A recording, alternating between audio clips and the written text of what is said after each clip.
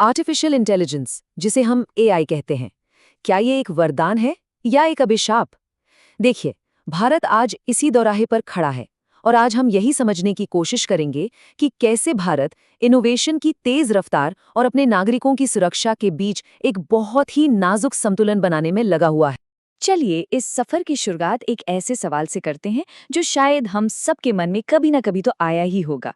जरा सोचिए, क्या किसी एआई से, किसी चैटबॉट से इतना गहरा लगाव हो सकता है कि वो हमारे मानसिक स्वास्थ्य पर ही असर डालने लगे? यही वो सवाल है जो आज हमारी पूरी बातचीत के केंद्र में रहने वाला है। जैसे जैसे एआई हमारी रोजमर्रा की जिंदगी का हिस्सा बनता जा रहा है, भारत एक ऐसे मोड़ पर आ गया है जहां एक भी गलत फैसला भविष्य के लिए बहुत भारी पड़ सकता है। दुविधा बिल्कुल साफ है, नई टेक्नोलॉजी को पूरी आज़ादी दें या फिर लोगों के लिए पहले एक सेफ्टी नेट तैयार करें। तो सवाल उठता है कि भारत इस चुनौती से निपट कैसे रहा है? क्या कोई बड़ा नया कानून आया है? दिलचस्प बात यह है कि नहीं, भारत की जो मौजूदा रणनीति है वो थोड़ी अलग है। वो नए नियम बनाने के बजाय अपने पुराने कानूनों पर ही भरोसा कर रहा है।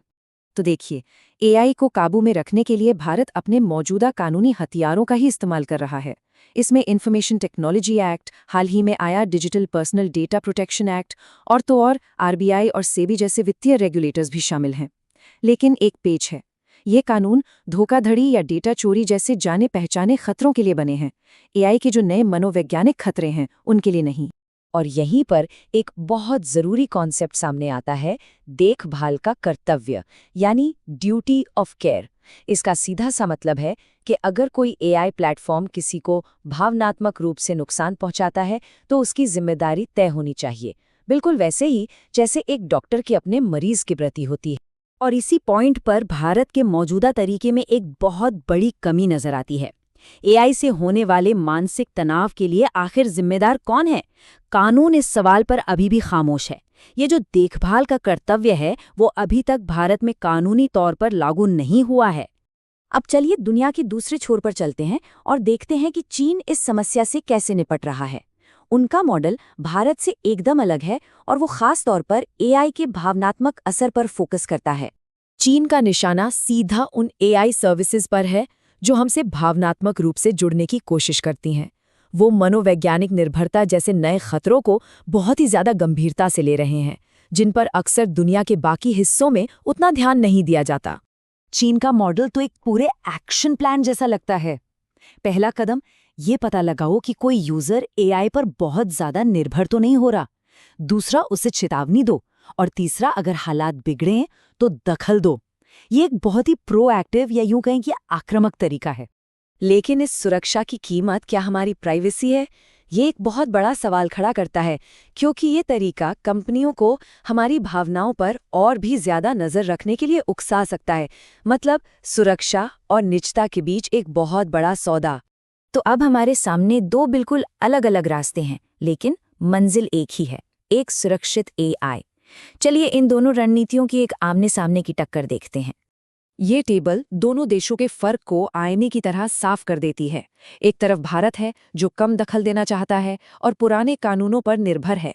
दूसरी तरफ चीन है जो हर कदम पर निगरानी रखना चाहता है और नए नए नियम बना रहा है। लेकिन जो सबसे बड़ा अंतर है वो है देखभाल का कर्तव्य, जिसे चीन ने तो पूरी तरह से अपना लिया है, जबकि भारत में अभी तक इस पर कोई स्पष्टता नहीं है। तो इन दोनों रास्तों के बीच भारत के लिए सही राह क्या हो सकती है? क्या कोई ऐसा तरीका है जो इनोवेशन की आज़ादी और यूजर की सुरक्षा दोनों को एक साथ लेकर चल सके? भारत के लिए ये चुनौती एक ऐसे बाग को सींचने जैसी है जहां एआई के नए नए पौधे भी खिलें, लेकिन ये भी पक्का करना है कि कोई जहरीला पौधा किसी को नुकसान न पहुंचाए। यहाँ संतुलन ही सब कुछ है। इसके लिए भारत को अपनी बुनियाद मजबूत करनी होगी। इसका मतलब है तेज कंप्यूटिंग पावर यानी जीपीयूज तक पहुंच आसान बनाना, लोगों को नई स्किल सिखाना, अपने ही देश के एआई स्टार्टअप्स को सरकारी कॉन्ट्रैक्ट्स देना और लैब में हो रही रिसर्च को बाजार तक लाना।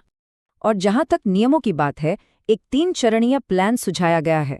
पहला, हेल्थ और फाइनेंस जैसे संवेदनशील क्षेत्रों में इस्तेमाल होने वाले एआई के लिए कड़े नियम बनाए जाएं। दूसरा, एआई मॉडल के फेल होने पर कंपनियों को जवाबदेह बनाया जाए। और तीसरा, जो शायद सबसे जरूरी है, देखभाल के कर्तव्य को एक कानूनी शक्ल दी जाए।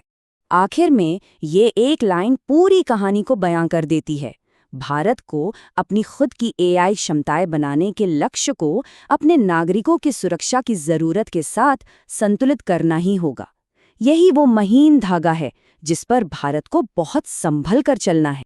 और ये पूरा विश्लेषण हमें एक बहुत बड़े सवाल पर लाकर छोड़ता है।